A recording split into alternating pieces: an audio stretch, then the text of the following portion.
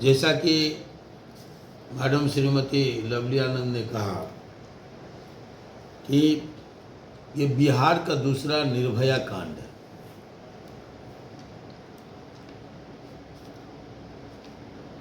किसी भी सभ्य समाज के माथे पर ये एक बदनुमा दाग है।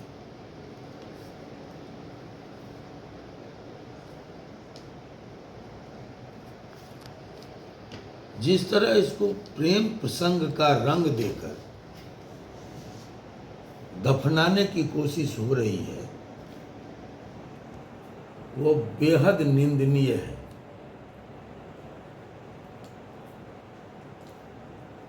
और ये स्वयं में प्रशासनिक विफलता का सबूत है।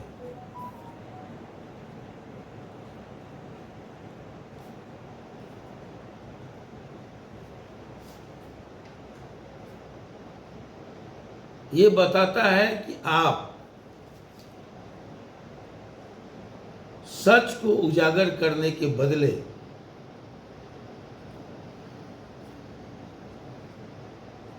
घटना की लीपापोती में व्यस्त हैं।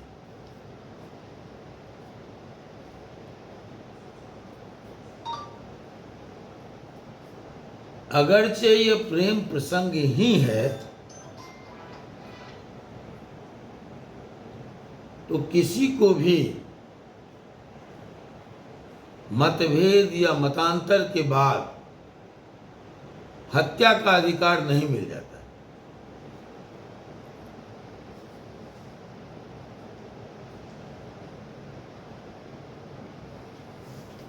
जिस तरह सांसद महोदया और बहुत बारीकी से डॉक्टर आयुषी ने पोस्टमार्टम रिपोर्ट पर अपनी बात रखी, प्रथम दृष्टया जो तस्वीरें सामने आई है उसमें जैसे कहा गया है कि होठ चबा गया, आंखें निकाल ली मछली ने, तो बाल कैसे? मछली तो बाल नहीं खाती।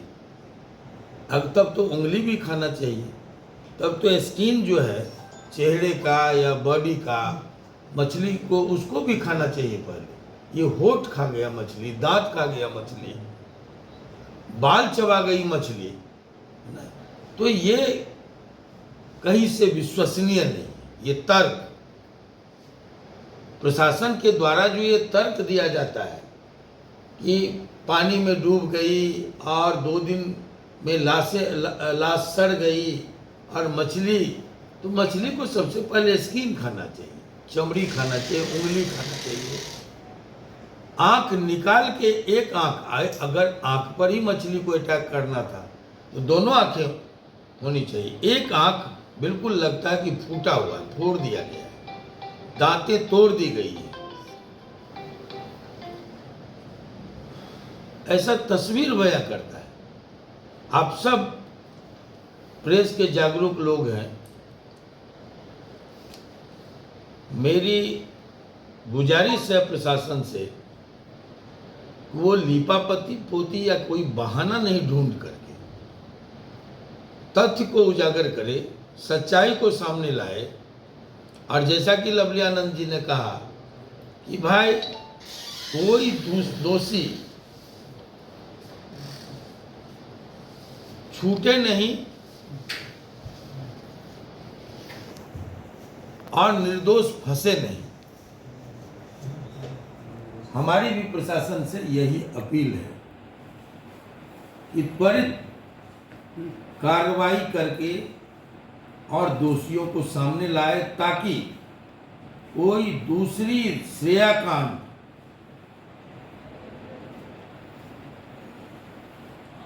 फिर से औरंगाबाद जैसे सभ्य समाज के सामने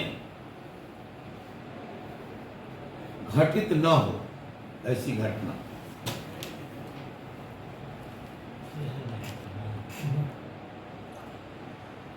तो मुख्यमंत्री जी से समय मांगे हैं और हम इन बातों को वहां रखेंगे एसआईटी का गठन हो चुका है। बाकी की जो बातें हैं वो सामने रख करके न्याय दिलाने की भरसक कोशिश होगी। मैं प्रशासन और सरकार से भी कहना चाहूँगा, ये औरंगाबाद नवीनगर का ये आक्रोश कल को विस्फोट में परिवर्तित नहीं हो। 100% इस पर इसका ध्यान रखना चाहिए। इसको नजरअंदाज नहीं करना है, हल्के में नहीं लेना। तो वहां जब्त कीजिए। परिवार की ये आशंका, ये वहां विधिवत पोस्टमार्टम हुआ ही नहीं।